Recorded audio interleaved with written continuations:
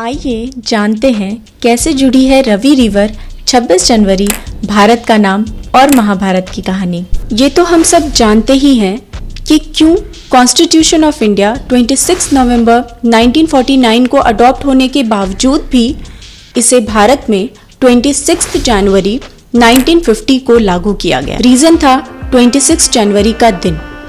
Complete independence की घोषणा या यूं कहें पूर्ण स्वराज की रिजोल्यूशन ऑफिशियल तौर पर इसी 26 जनवरी 1930 को हमारे लीडरों द्वारा पास की गई थी। इसके ठीक पहले कंप्लीट इंडिपेंडेंस यानी पूर्ण स्वराज की मांग में 31 दिसंबर 1929 को रवि रिवर के तट पर जवाहरलाल नेहरू द्वारा भारत के ट्राई कलर फ्लैग को फहराया गया था। लेकिन सवाल ये है कि उस रोज रवि रिवर को भारत की आजादी के लिए एक कॉलिंग पॉइंट के रूप में आखिर क्यों चुना गया? वैसे तो हमारे देश में रवि नदी की हमेशा से ही महत्व रही है। चाहे गुरु नानक देव के जीवन की आखिरी 17 साल जहां इस नदी में शुद्धिकरण प्रक्रिया के रूप में स्नान करना हो, या इस नदी के तट पर बैठकर ऋषि वाल्मीकि द्वारा रामायण की रचना से लेकर इतिहास में लड़ी गई पहली सबसे बड़ी लड़ाई जिसने उत्पत्ति की भारतवर्ष की, बैटल ऑफ 10 किंग्स 10 राजन्य युद्ध। आइए समझते हैं ये 10 राजन्य युद्ध किसने लड़ी और इस युद्ध का हमारे देश के नाम और महाभारत से क्या संबंध है। सिंधु घाटी सभ्यता यानी इंडस वैली सिविलाइजेशन के डाउनफॉल के बाद एक और समृद्ध एरा इमर्ज हुआ। बात हो रही है वैदिक एरा की, जिसे हिस्टोरियन द्वारा 2 भागों में बांटा गया। अर्ली वैदिक पीरियड जो कि 1500 से 1000 बीसी और लेटर वैदिक यानी 1000 से 500 बीसी तक। जिस 10 राजन्य युद्ध की हम बात कर रहे हैं वो अर्ली वैदिक एरा, जिसे ऋग्वेद पीरियड भी कहते हैं, में लड़ी गई। ये 10 राजन्य युद्ध वर्ल्ड की पहली रिकॉर्डेड बैटल है। इतना ही नहीं, यह महज स्टिक या स्टोन की लड़ाई नहीं थी।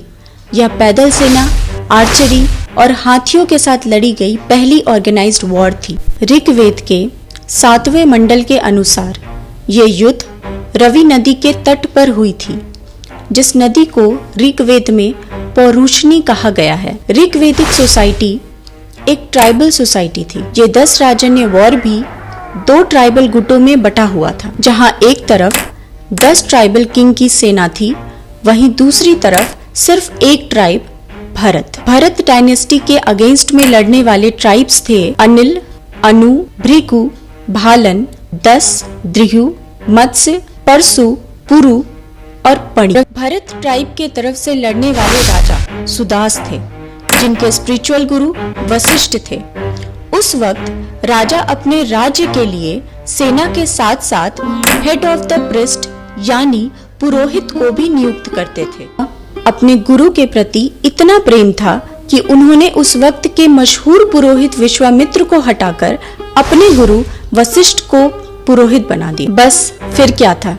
इसके बाद विश्वामित्र ने भरत डायनेस्टी के राजा से बदला लेने का फैसला किया और इसी नाराजगी के कारण उन्होंने राजा सुदास के खिलाफ 10 राजाओं, 5 आर्यन और 5 नॉन आर्यंस का एक मजबूत संघ बनाया। सुदास 10 राजाओं के पूरे संघ को हराने में सक्षम हुए और उनके द्वारा जीते हुए क्षेत्र को भारत वर्ष कहा गया। Bharat, the official name of Republic of India, वास्तव में राजा सुदास के भरत डायनेस्टी के नाम पर रखा गया है और इस तरह इंडिया के कॉन्स्टिट्यूशन के आर्टिकल 1 में देश का नाम इंडिया दैट इज भारत बताया गया है। इस भरत डायनेस्टी के राजा सुदास ही थे जिनके वंशज ने दी ग्रेट महाभारत युद्ध लड़ी। ऋग्वेद के अनुसार भरत ट्राइब पुरु डायनेस्टी के वंशज थे, जिनका संबंध कृष्ण के ययति और यदु डायनेस्टी से भी है। आइए समझते हैं Krishna Bharat dynasty family tree को। पहले आए ययति, ययति से आए यदु और पुरु। यदु के ही वंशज थे लॉर्ड कृष्ण। इधर पुरु ने एस्टैब्लिश किया पुरु डायनेस्टी, जिसमें 14 जनरेशन के बाद आए दुष्यंत। दुष्यंत के वंशज हुए भरत, जिसने एस्टैब्लिश किया भरत डायनेस्टी। कुछ जनरेशन बाद भरत डायनेस्टी के राजा बने सुदास, जिन्होंने लड़ी 10 राजन्य युद्ध। उन्होंने भारतवर्ष के क्षेत्र का विस्तार किया। कुछ जनरेशन बाद आए हस्ती, जिनके नाम पर उत्तर प्रदेश में गंगा के राइट बैंक पर बसे हस्तिनापुर को तो हम जानते ही। फिर आए कुरु, जिन्होंने स्टैब्लिश किया कुरु डायनेस्टी और बना कुरुक्षेत्र। बाद में राजा हुए शांतनु, जिनसे आए विचित्रवीरा, भीष्मा और चित्रांगदा। विचित्रवीरा से आए धृतराष्ट्र, पांडु, विदुर। धृतराष्ट्र से आए कौरव, पांडु से आए युधिष्ठिर, भीम, अर्जुन, नकुल और सहदेव। पांडव और कौरव दोनों ही कुरु डायनेस्टी के वंशज थे, जिन्होंने लड़ी कुरुक्षेत्र वॉर यानी महाभारत। जानकारी पसंद आई हो तो वीडियो को लाइक और शेयर करें। ऐसे सभी अपडेट पाने के लिए चैनल को सब्सक्राइब और बेल आइकन को प्रेस करना ना भूलें।